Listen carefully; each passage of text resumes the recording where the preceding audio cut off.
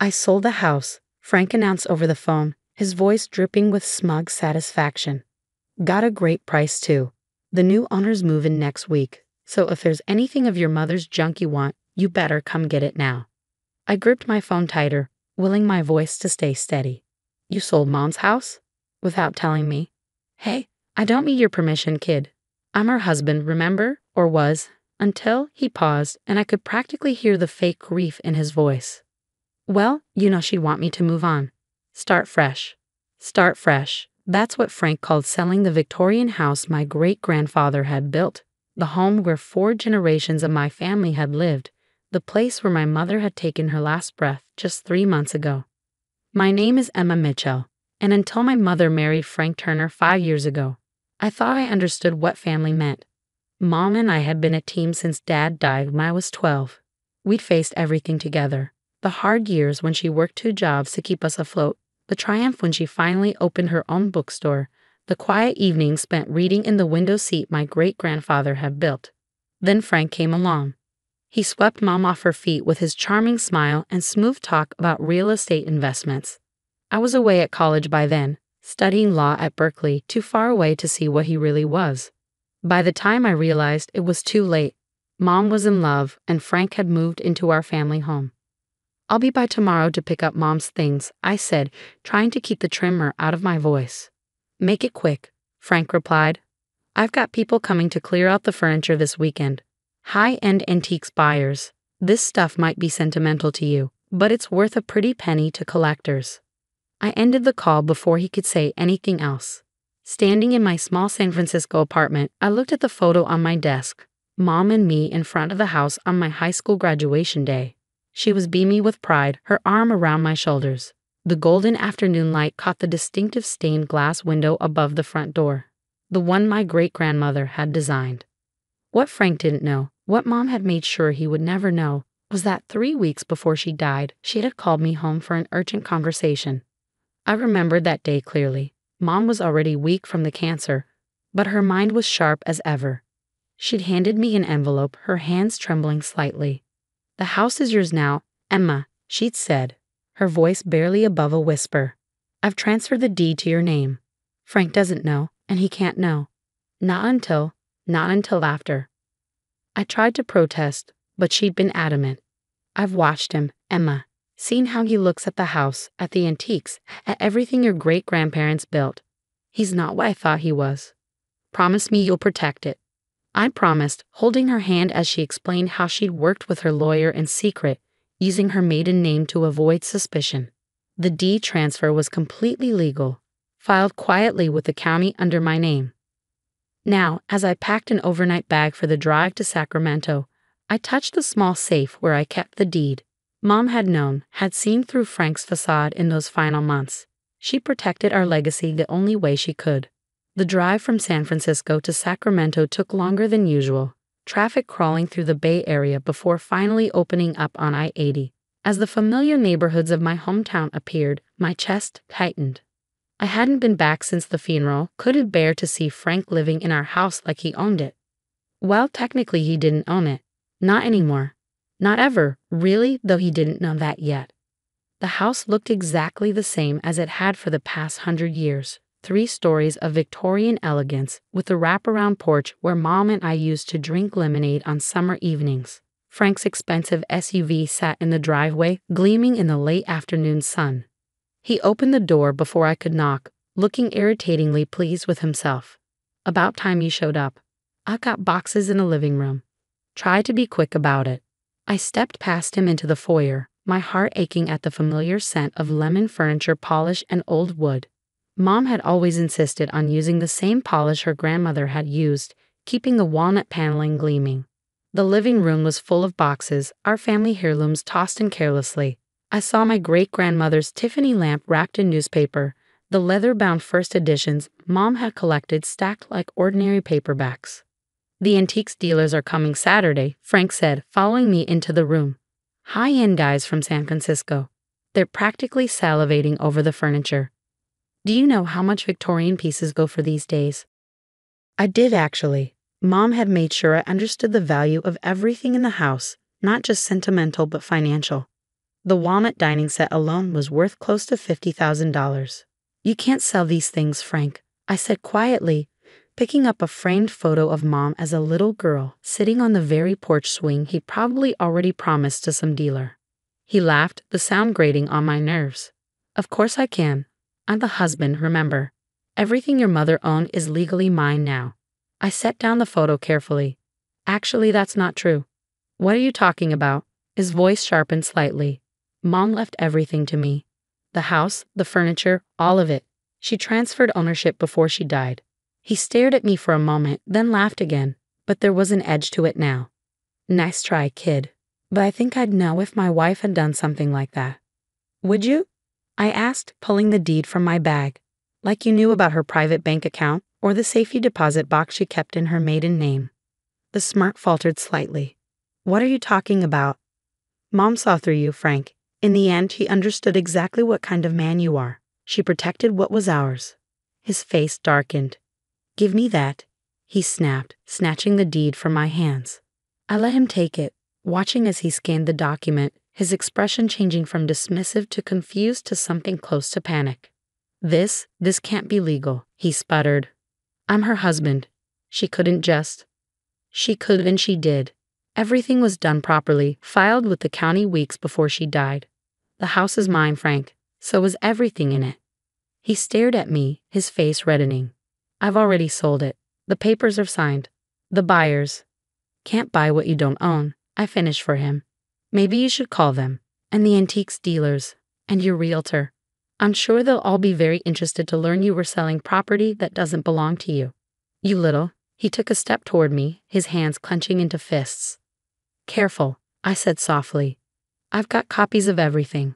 One wrong move, and fraud charges will be the least of your worries. The silence that followed was deafening. Frank stood there, the deed crumpled in his fists, his face a storm of rage and disbelief.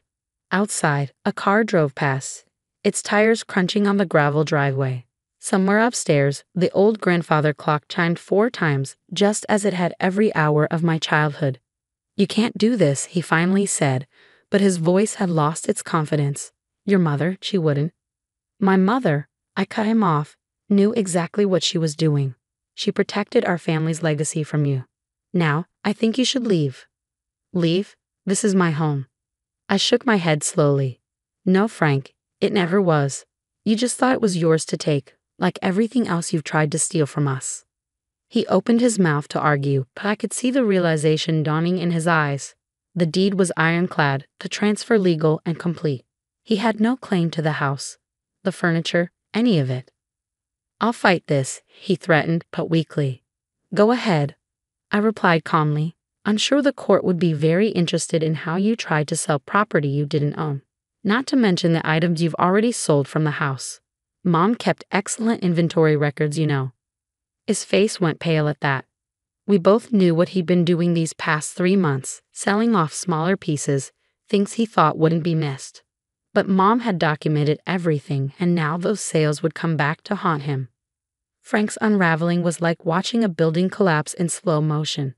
First came the denial. He spent 20 minutes on the phone with his lawyer, his voice rising steadily as he realized just how thoroughly Mom had outmaneuvered him. Then came anger, pacing the living room like a caged animal, alternating between threats and attempts at manipulation. We can work something out, he said, trying to sound reasonable. Split the proceeds from the sale. That's fair, right? Your mother would want us to be fair. I sat in my great-grandmother's wing-back chair, the one he'd probably planned to sell for a small fortune, and watched him unravel. My mother, I said quietly, wanted me to protect our family's home from you. And that's exactly what I'm going to do. You ungrateful little. He caught himself, visibly trying to regain control. Think about this rationally. The buyers are paying $2 million for this place. That's $1 million each if we split it. You're young. You could do a lot with that kind of money.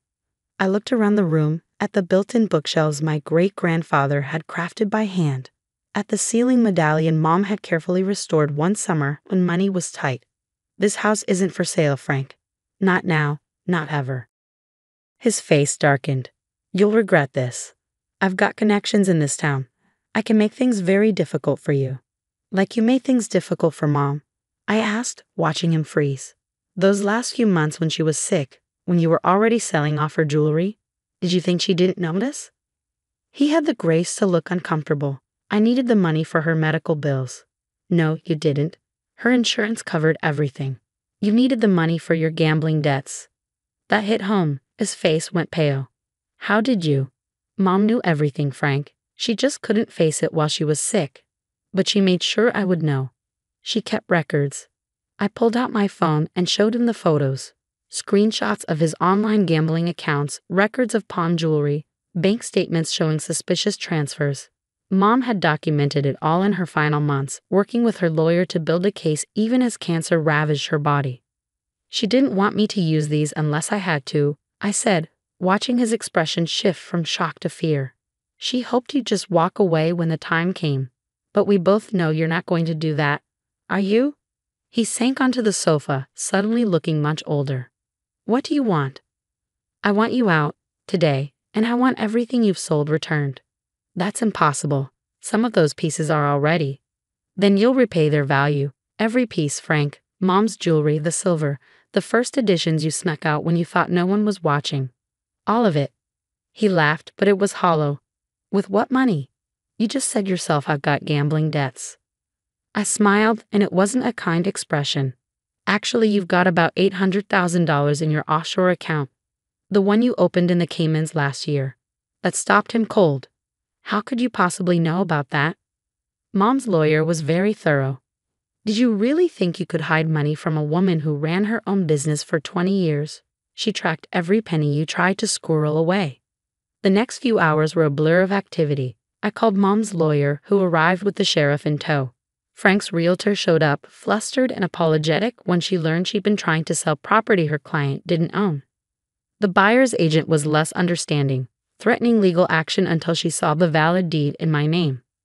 Through it all, Frank sat in stunned silence, watching as his carefully constructed plans crumbled around him. By sunset, he was loading his personal belongings into his SUV while the sheriff supervised. You'll never get away with this, he tried one last time as he carried out his last box. People in this town know me. They trust me. They trusted you. I corrected him. Until now. How do you think they'll feel when they learn you tried to sell stolen property? That you were gambling away your dying wife's jewelry? He slammed the SUV's trunk shut with more force than necessary. You think you're so smart, just like your mother, but you're making a mistake. This house, all this old junk, it's a burden. You'll see. I stood on the porch in the same spot where Mom and I had spent countless evenings talking about our dreams. No, Frank, the only mistake was Mom trusting you. But she fixed that in the end, didn't she? As his car disappeared down the street, Mom's lawyer, Patricia, joined me on the porch. You handled that well, she said. Your mother would be proud. She knew what he was, I said softly. In the end, she knew. Patricia nodded. She wanted to confront him, you know. But she was worried he'd do something drastic if he knew she was onto him. This way, she knew you'd be protected. The next few weeks were a whirlwind of activity. I took a leave of absence from my law firm and moved back home temporarily. There was so much to do, documenting everything in the house, tracking down items Frank had sold, reinstating the property insurance in my name. The local newspaper ran a story about Frank's attempted fraud. Other victims came forward.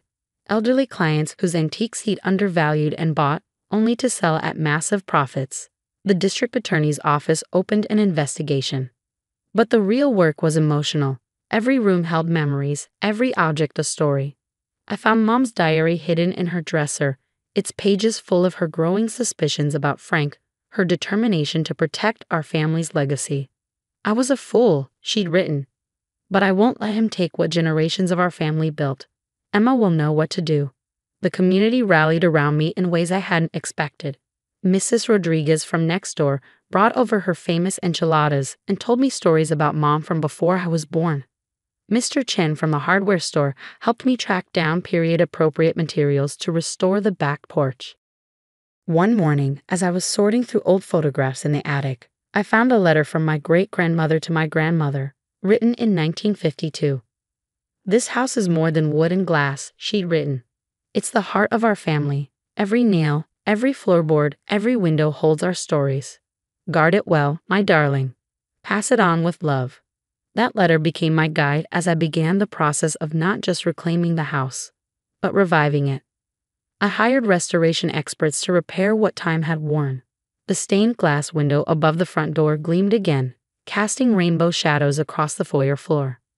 Frank's prediction about the house being a burden proved exactly wrong. The very things he saw as dollar signs, the antique furniture, the architectural details, the history, were what made it priceless. 6 months after I confronted Frank, I got the call I'd been waiting for. He'd been indicted on multiple counts of fraud and theft. The DA had found a pattern of deception going back years before he met Mom. He took a plea deal that required him to repay his victims, including the full value of everything he'd sold from our house. That evening, I sat in the window seat Mom had loved so much, looking out at the garden where she taught me the names of flowers. The house felt alive again, filled with the warmth she'd always maintained. My phone buzzed, a text from Patricia. The last of Mom's jewelry had been located at a pawn shop in Reno. Everything would be returned by the end of the week. I smiled, touching the key pendant Mom had given me for my 16th birthday. She'd worn it every day until she got sick, telling me it was more than just jewelry, it was a symbol of our connection to this place, to our history. A year after that confrontation in the living room, I stood in front of the house on a warm spring evening. The roses Mom had planted were blooming, their scent filling the air. The porch swing creaked gently in the breeze, just as it had for 4 generations.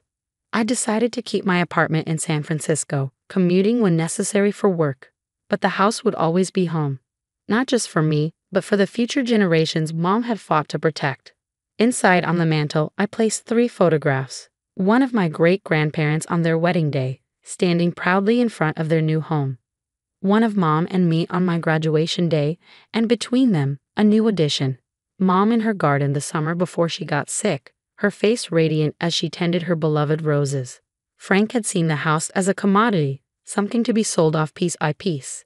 He never understood that its true value wasn't in its antiques or its architecture, but in the legacy of strong women who had called it home.